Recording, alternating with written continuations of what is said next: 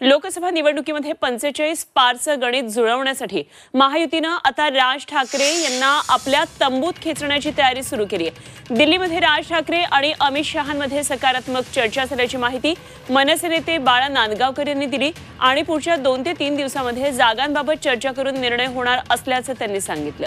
आपल्याला राज ठाकरेंनी कुठूनही निवडणूक लढण्यास सांगितलं तर आपण लढू असं नांदगावकर म्हणाले। राज ठाकरे महायुतीमध्ये आल्यास राज्यात महायुती बळकट होऊ शकते आणि खास करून भाजपला मुंबईमध्ये फायदा होऊ शकतो। लोकसभा निवडणुकीत गणित बदलू शकतात, त्यामुळे राज ठाकरे आता काय भूमिका घेतात याबाबत उत्सुकता ताणली गेली आहे।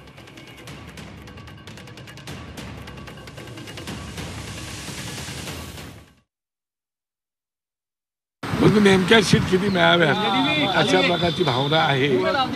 त्याच्यावरती साहेबांनी त्यांना काही सांगितलेलं आहे, तर त्याच्यावरती 1-2 दिवसामध्ये एकदा माहिती आली मग तुमच्याशी दोन जागांच्या चर्चा आहे। दक्षिण मुंबईतनं तुमचं नाव पुढे येत आहे लोकसभेसाठी, त्यात कितपत हा पक्षाचा आणि पक्षप्रमुखाचा अधिकार आहे।